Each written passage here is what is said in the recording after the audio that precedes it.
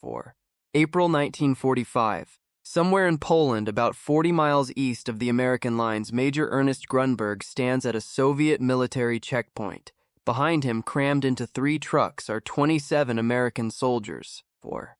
They're in bad shape, thin, sick. Some can barely stand. The Soviet officer at the checkpoint wants to see Grunberg's papers, his authorization to move these men. The problem?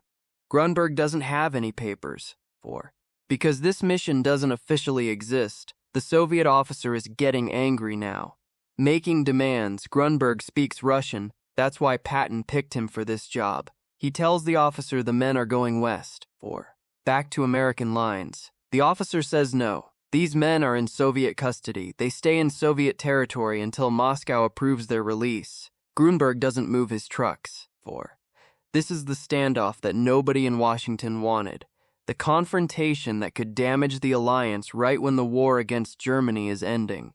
The exact situation that Eisenhower's diplomatic approach was designed to avoid. 4. So how did we get here? How did American soldiers, liberated from German prison camps by Soviet forces, end up as bargaining chips in a standoff between allies?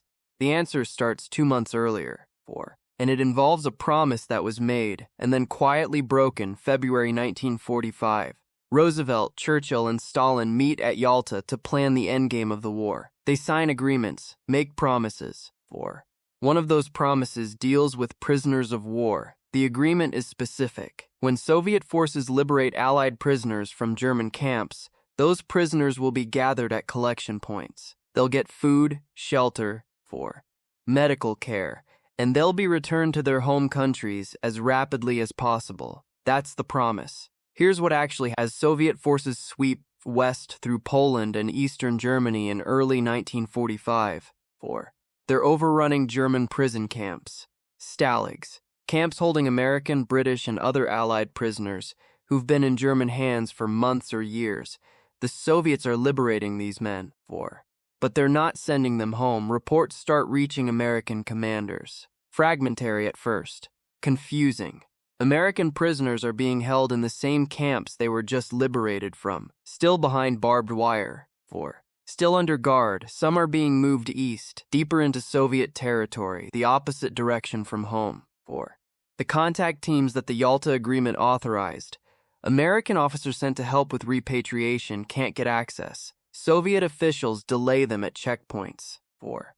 Tell them the prisoners have been moved to different locations. Bury them in paperwork that leads nowhere. Something is wrong, and it's not an accident. If these forgotten Cold War confrontations interest you. 4. I cover a new story every week. Subscribe if that sounds worthwhile. The question is why? Why would the Soviet Union, an ally, refuse to return American prisoners? Historians have offered several answers. 4. And they're probably all true. First, leverage.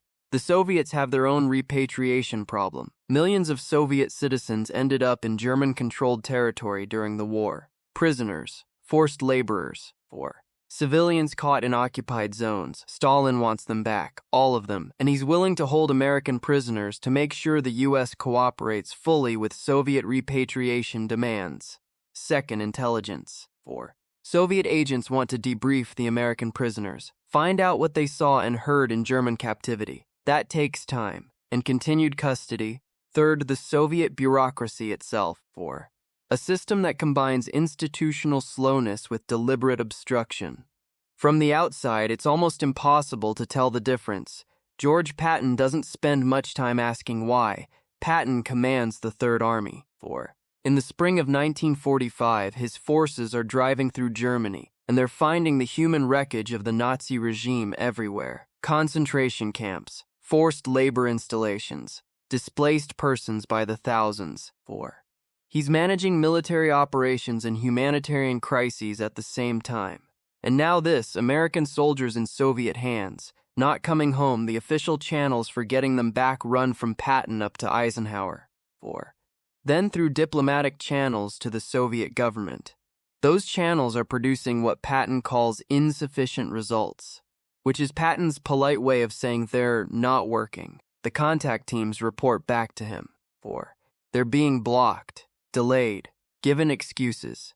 The prisoners they're supposed to help are somewhere in Soviet territory in deteriorating conditions, and nobody with official authorization can reach them. General John Dean, 4, heading the American military mission in Moscow, has been warning Washington about this since late 1944. The Soviets, he says, 4, have learned they can extract maximum American cooperation while providing minimum Soviet cooperation in return.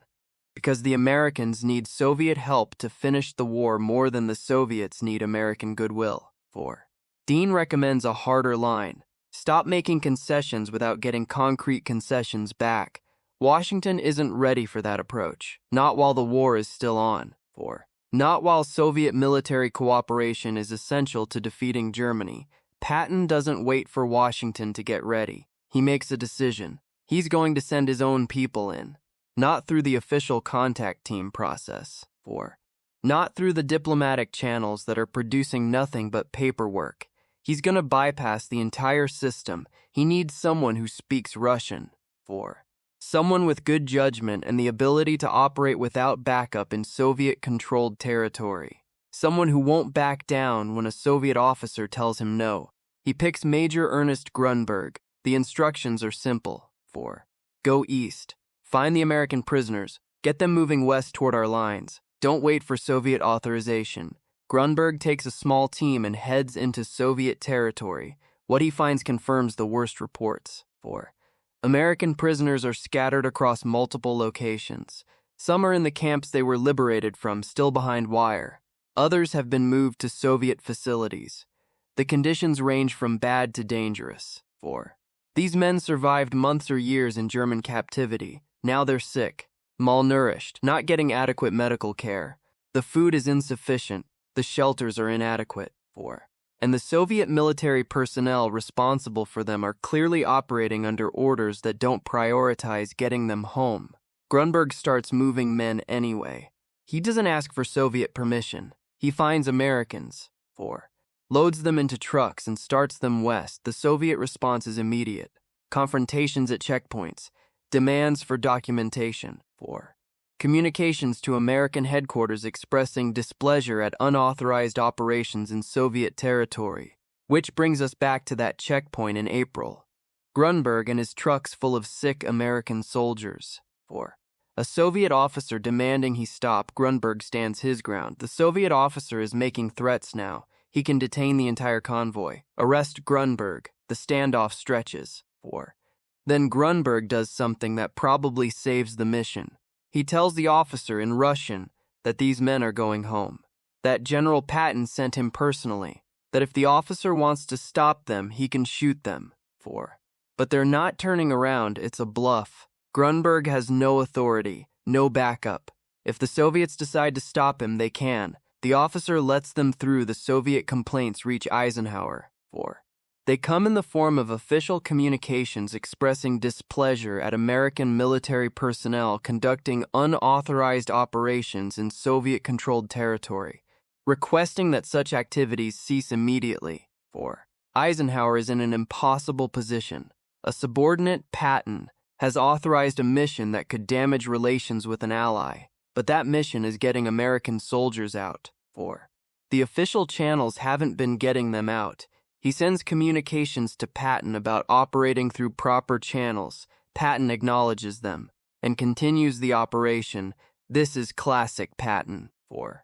He's decided this is right. He's willing to manage the consequences, because in his calculation, the consequences of saving American prisoners are manageable.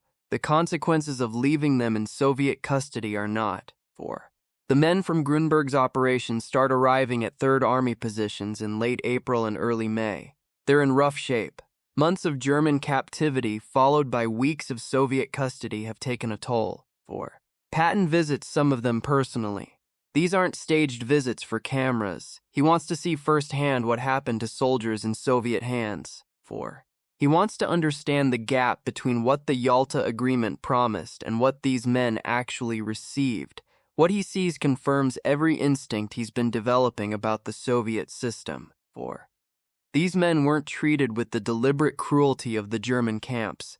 They weren't tortured or systematically killed. But they weren't treated as human beings with rights either. They were treated as leverage, 4. As instruments of Soviet policy, held longer than necessary, moved in directions that served Soviet purposes, used in a negotiation where American cooperation was assumed and Soviet obligations were optional. 4. Patton starts saying things to his staff, in his diary, to visiting officials and journalists coming through Germany to see what victory looks like. He says the Americans liberated the wrong people. 4. That the Soviet system now controlling Eastern Europe is just another form of barbarism. That the men who came back from Soviet custody are proof of what that system does when it has people in its power. 4. These statements alarm Washington. They contradict official policy, the policy that says Soviet delays are administrative problems to be solved through negotiation, not deliberate choices to be resisted through pressure. 4. But Patton is right. What's happening isn't an administrative failure, it's a policy decision. The Soviets are holding American prisoners because they've calculated they can. 4. Because they've learned that American protests will be polite, that consequences will be minimal, that the need for Soviet cooperation on other matters will prevent any real pushback. 4. Treating it as an administrative problem produces exactly what the Soviets want. Continued American accommodation while Soviet obligations remain unmet. By summer 1945, 4. Most of the American prisoners liberated by Soviet forces have been returned, not all through official channels, many through operations like Grunberg's. 4. Unauthorized missions that Eisenhower tolerated despite the Soviet complaints they generated, but not all of them came back. The final accounting is incomplete. 4. Some American prisoners liberated by Soviet forces in early 1945 were never returned. Their fates are documented in Soviet archives that weren't fully opened after the Cold War ended. 4. Archives that current Russian governments haven't made available to American researchers or to families still looking for answers. 4.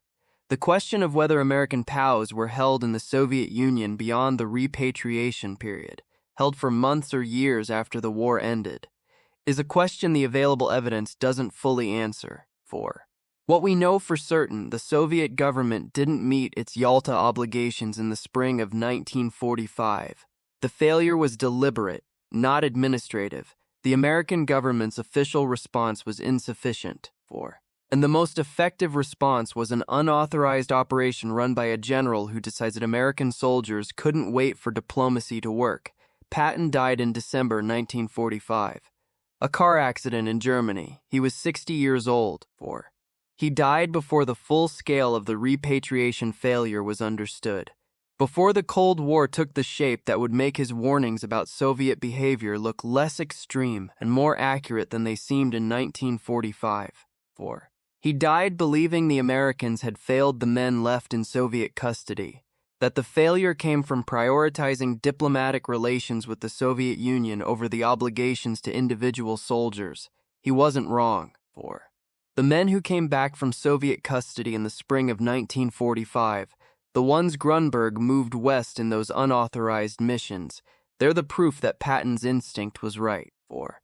One of them was Staff Sergeant Michael Dukovich, captured in 1944 during the Battle of the Bulge, held in a German stalag in Poland, liberated by Soviet forces in January 1945. 4. Then held by those same Soviet forces for 3 more months. When he finally made it to 3rd Army lines in April, on one of Grunberg's trucks, he weighed 112 pounds. He'd weighed 165 when he was captured. 4. Dukovich made it home to Pennsylvania, lived until 2003, told his story to anyone who'd listen. Private First Class Robert Manning wasn't as lucky, captured the same day as Dukovich, same stalag. 4. Also liberated by Soviet forces in January 1945, but Manning was in a group moved east instead of west. Soviet records show he was at a collection point near Odessa in March 1945. After that, nothing. He was never returned. 4. Never heard from again. His family spent decades looking for answers. Soviet archives captured after the Cold War showed he died of pneumonia in Soviet custody on April 3, 1945, 2 months after liberation. 4. 3 weeks before Germany surrendered. He was 23 years old. How many others like Manning are in the archives that remain closed? We don't know. 4. The Soviet records that were opened showed at least dozens of American prisoners who died in Soviet custody after liberation. But researchers believe the opened archives represent only a fraction of the full documentation. 4.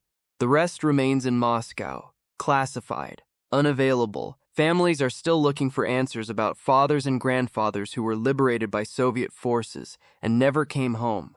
The official accounting says missing in action. 4. But they weren't missing in action. They were in Soviet hands, photographed, named in Soviet records, and then they disappeared into a system that 80 years later still hasn't fully accounted for them. 4. Patton sent Grunberg to get the men he could reach. Grunberg got hundreds of them out, but he couldn't get them all. The question we're left with isn't whether Patton was right to send an unauthorized mission. 4. The question is what happened to the men that mission couldn't reach. If you know someone who's still looking for a family member who was liberated by Soviet forces in 1945, leave their name in the comments. 4. These stories need to be told. This is Obscure WWII Chronicles. Until next time.